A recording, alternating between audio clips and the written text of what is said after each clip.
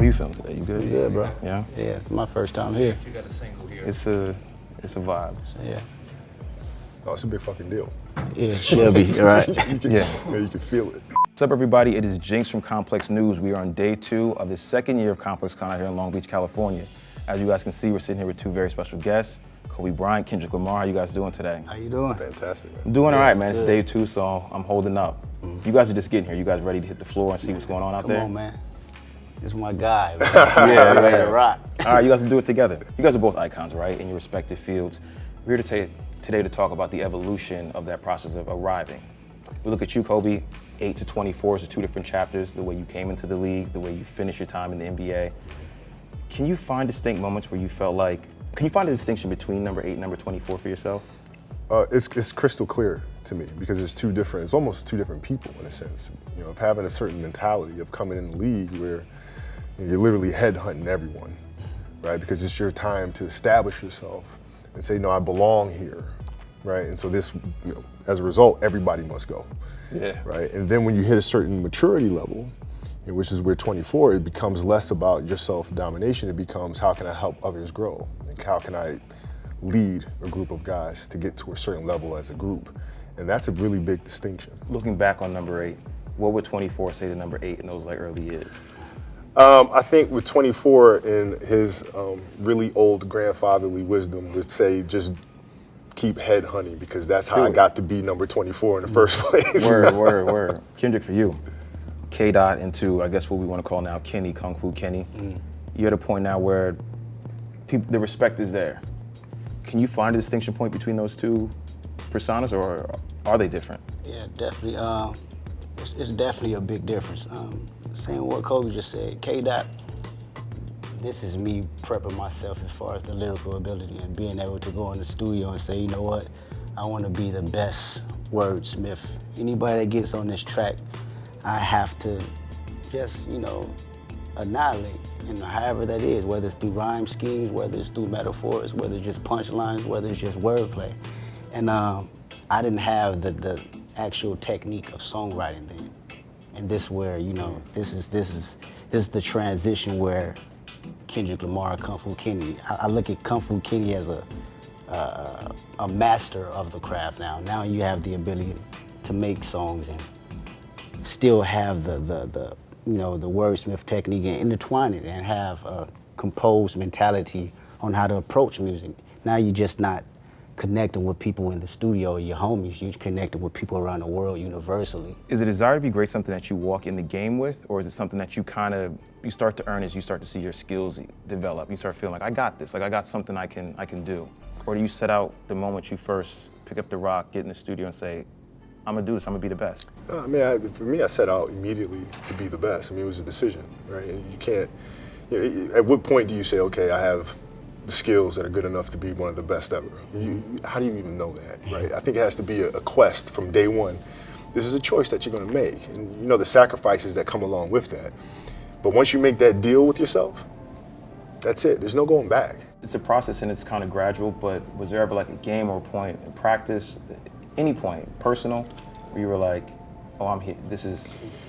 There was a practice, I was 18, and we were scrimmaging, and so it was myself, Derek Fisher at the time. You don't remember Travis Knight. Travis Knight was, you know, and it was our second unit going against the first unit. So that was Nick Van Exel, Eddie Jones, Shaquille O'Neal, Eldon Campbell. And so on my second unit team was a player named Corey Blunt. And so the score was tied, the game goes to 7, 6-6, right? I get doubled, I pass the ball to Corey Blunt takes the shot from the corner, misses it, ball bounces long. Nick goes down, lays it up, first team wins. And so I start flipping tables, throwing chairs. I mean, I let Corey have it. And Corey's like, hey man, it's just a game. I'm like, man, it's not a game, And I went back in the locker room and I was like, man, I might be cut a little different. Maybe this is just a game, but I can't get over it. It's not, why can't I get over this thing? Like they left, went home. I'm still thinking about it the next day. Yeah. I'm like, all right, well maybe I'm a little different. So that's not so much as I've arrived here, but it's more like I care about this a little bit more than everybody else. And in that sense, I arrived. Yeah. Dope. Mine's probably a little bit different than that. Mine's come from a standpoint where you know, after so long of spitting raps to your homies and your friends and in the neighborhood and being in the studio, you kind of feel that, you know, this is all you know and this is your audience. Especially being in Compton, you know, it's a small city. And I think the moment I was able to go overseas, and I think it was a show in London, and I'm doing my raps or whatever, and I see the people in the front row reciting these lyrics as if they wrote them inside my, you know, mom's kitchen where I was at writing them. Yeah. And this right here took my whole approach and appreciation for music on a whole nother level, because now I see that, you know, these words just not for, you know, me and my friends. You know, it's people that actually connect with them that I've never met. And that's the moment I felt, you know, I've arrived. This is not just, it's not just something I do for fun. You know, I'm always doing it for fun, but now I see that other people enjoy it the same way we enjoy it. You know, and that gave me another fuel and battery in my back to keep doing it. In rap, you know, even as a competitive sport, a lot of guys that call themselves great. You're at a point where you can call yourself the best rapper alive, and you have, and it's fact, right? Like, you can mean it. What do people misconstrued about greatness? What's the missing puzzle piece, right? Because it's like, of course there's hard work, right? Of course you have to have the mindset. What's the missing puzzle piece in greatness? That you can't just say it. Well, I think there's a certain stubbornness that comes along with being great. I think people see greatness as kind of an easy road, right? It's like a one-path thing. You work hard, and then all of a sudden it happens. It don't work like that. Like, you know, there's a lot of darkness that comes from that as well. I mean, there's a lot of experiences, personal experiences that you go through that you use as fuel to propel you forward, whereas otherwise it would just be obstacles for others. It might even prevent them from going forward, right? Whereas for us, I mean, those moments do nothing but fuel us even more. Exactly. And so there's a lot of, you know, the anxiety, right, the fear, the anger, all of that stuff plays a significant part in it, just as much as love does.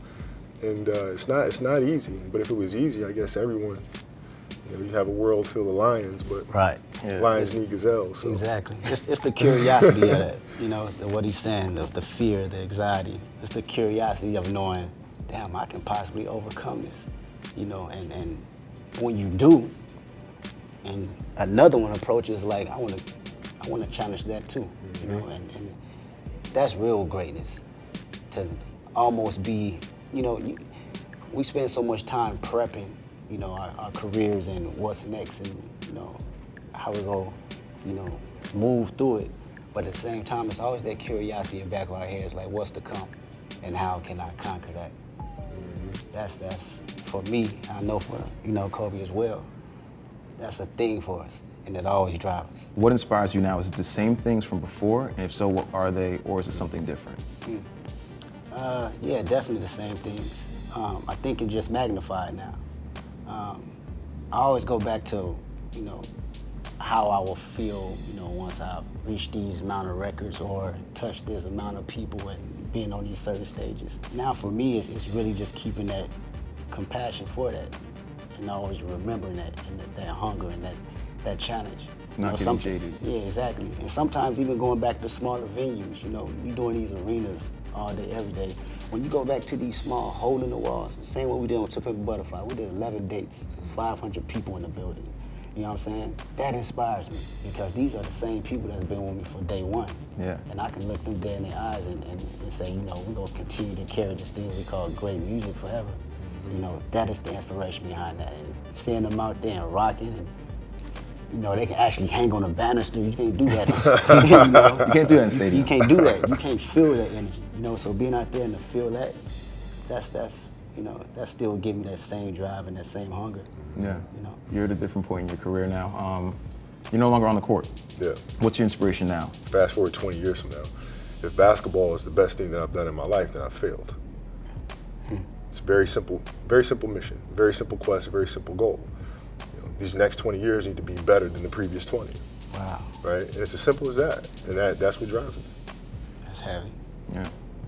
Basketball and hip hop, right? It's like they're married. Is there someone on the court that he reminds you of? Yeah, it was me. Oh, you can't ask that. You better not ask me that question. I know the answer. Yeah, I mean, no, listen, it's the same. It's the same hunger. Look, like, step out there on the court, we're taking heads off. There's no. I don't want to hear it. Like, I don't want to hear Michael's the best player in the world. I want to hear they call him Black Jesus. I don't want to hear that. You don't have to show me, right?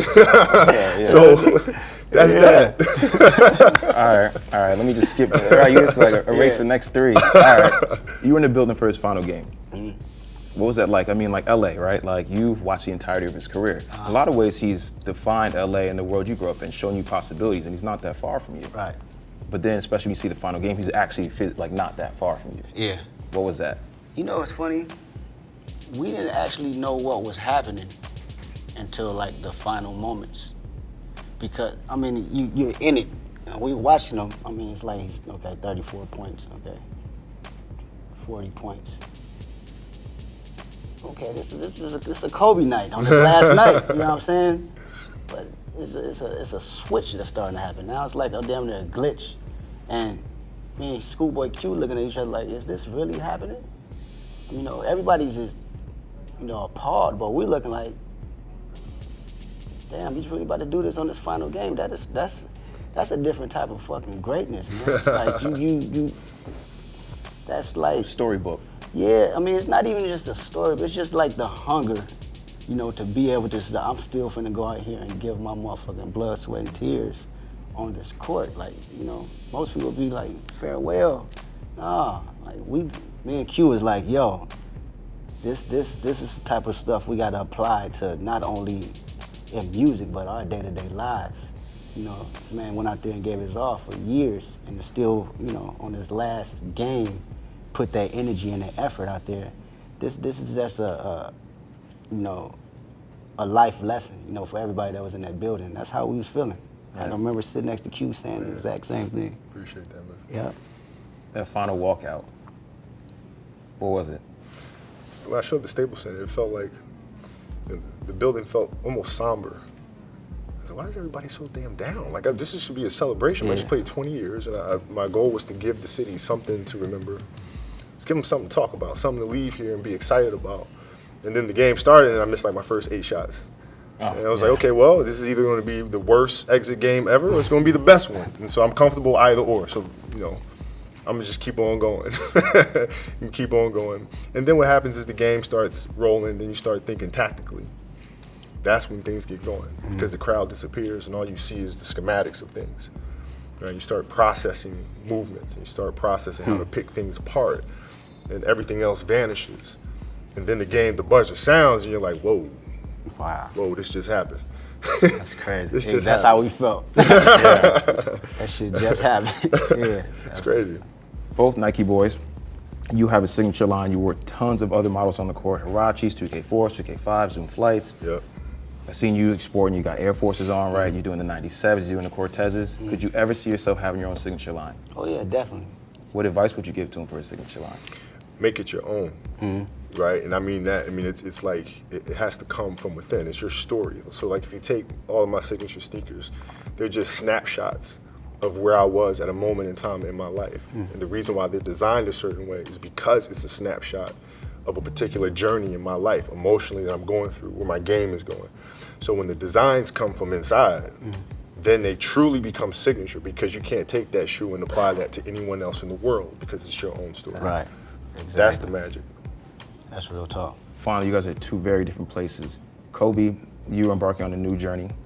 I want to know what challenge you think, what's the biggest challenge you think you have ahead of you? And you're in the eye of the storm right now. You're in the game still, right? And you're scoring at a very high level.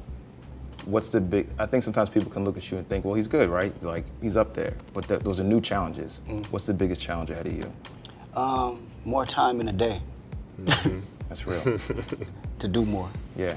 At the level I'm at, you know, on a music level, it's opened up so many different avenues as far as business. But I always want to keep the music first. You know what I'm saying? Okay. And this is a challenge that I'm seeing that's happening right now today. Keeping the music 100% first, but not being stagnant in, you know, other ideas and other creatives that I have to offer in the world. My challenge is letting go of what was, to focus on building what's to come. And that's very, very hard, because 20 years of career, legacy, Kobe brand, things of that nature. The easy thing would be to build upon that still, right? The hard thing to do is to let that go, right? And now focus on building the studio, focus on building a content company, from books to films and everything in between. Yeah. Focus on what's ahead, right? And it takes a lot of bravery to be able to do that, because what if that falls flat, then what, right? It's always easier to go with what is. What you know. Right, but that ain't what we do, Right. We push forward, and that's the biggest challenge ahead, and we can make these next 20 years greater than the previous 20, I'll be happy. Yeah. Icons, fellas, thank you. My Thank guy. you. Appreciate it, man. y'all.